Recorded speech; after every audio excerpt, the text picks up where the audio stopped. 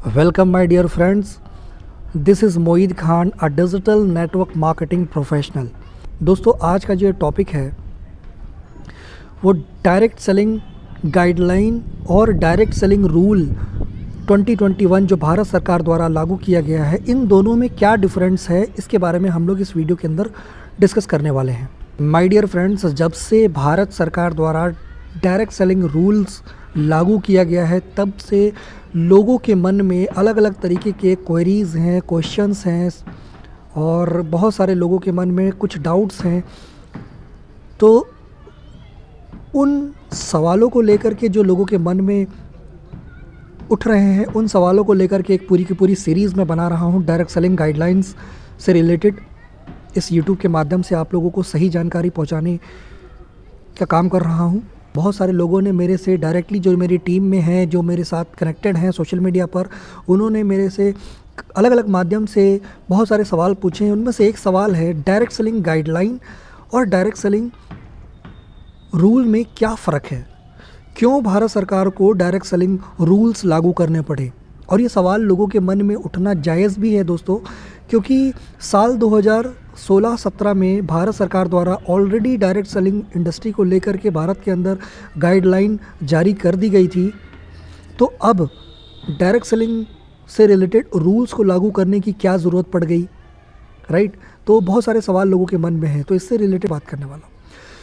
सबसे पहले हमें ये समझना होगा कि गाइडलाइन और रूल में फ़र्क क्या होता है। मैं बहुत ही सिंपल तरीके से आप लोगों को इस वीडियो के माध्यम से समझाना चाहता हूँ।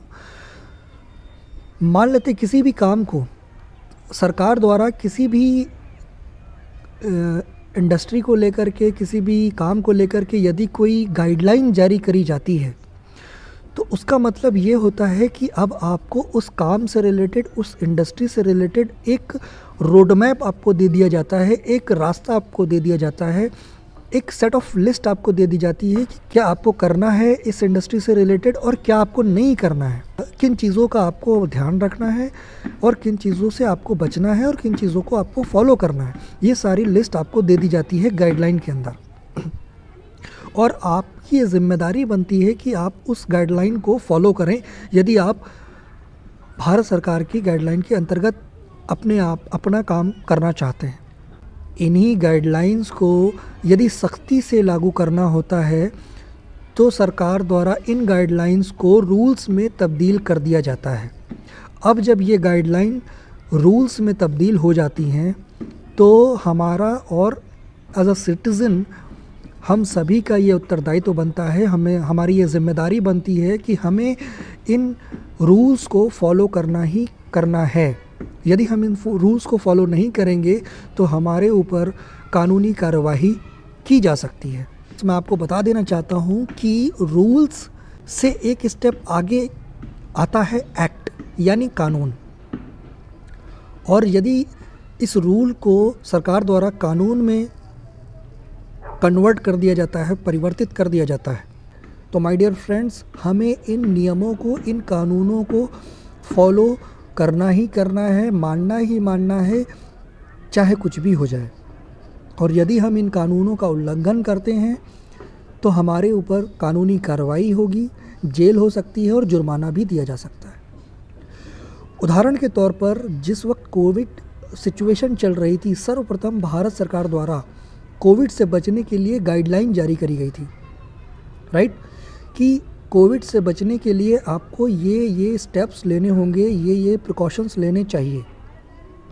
सिचुएशंस को देखते हुए उन गाइडलाइंस को सरकार द्वारा रूल्स में तब्दील कर दिया गया था और ये बोल दिया गया था यदि आप इन नियमों का पालन नहीं करते हैं तो आपको जुर्माना भी देना पड़ सकता है और यहाँ तक कि आपको जेल भी हो सकती है, राइट।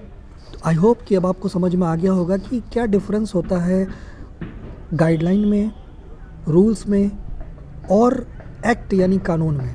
जिस प्रकार से कोविड के लिए भारत सरकार ने पहले गाइडलाइन जारी करी, फिर उसके बाद रूल्स बनाए, उसी प्रकार से भारत के अंदर डायरेक्ट सेलिंग इंडस्ट्री को बढ़ावा देने के लिए, मजबूती देने के लिए, सुचारू रूप से चलने के लिए सर्वप्रथम साल 2016-17 में भारत सरकार द्वारा डायरेक्ट सेलिंग गाइडलाइन जारी करी गई थी। और अब इन गाइडलाइंस को सख्ती से फॉलो करने के लिए, नियमित रूप से चलने के लिए, सुचारू रूप से इस इंडस्ट्री को बढ़ावा देने के लिए, डेवलप करने के लिए और नियमों का पालन करने के लिए इस गाइडलाइन को अब ज़रूरत है सरकार द्वारा इसको रूल्स में कन्वर्ट करने की। तभी इस रूल्स को सख्ती से फॉलो करवाया जा सकता है और फॉलो करा जा सकता है, राइट।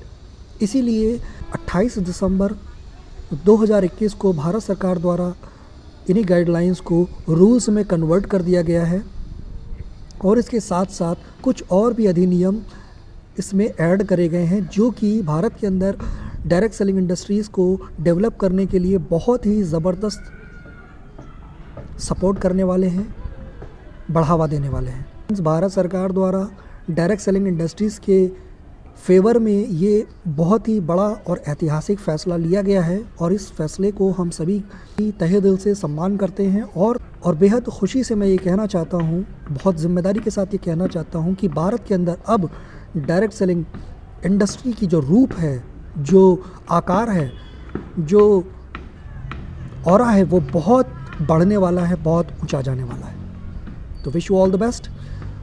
और किसी भी तरीके की कोई क्वेरी हो तो आप मेरे से इंस्टाग्राम पर DM कर सकते हैं। मैं सबसे ज़्यादा रिप्लाई इंस्टाग्राम पे करता हूँ। नीचे का डिस्क्रिप्शन बॉक्स में लिंक दिया गया हुआ है। और डायरेक्ट सेलिंग से रिलेटेड, डायरेक्ट सेलिंग गाइडलाइन से रिलेटेड कोई भी क्वेरी हो तो नीचे कमेंट्स में लिख कर बताएं, मैं अगला वीडियो उस पर लेकर आऊँगा। तब तक के लिए आप इस वीडियो को लाइक करें, शेयर करें और इस चैनल को सब्सक्राइब ज़रूर करें ताकि आने वाले वीडियो भी आप तक मिल सके। नोटिफिकेशन बेल को भी प्रेस कर दें। Thank you so much. मिलते हैं नेक्स्ट वीडियो में।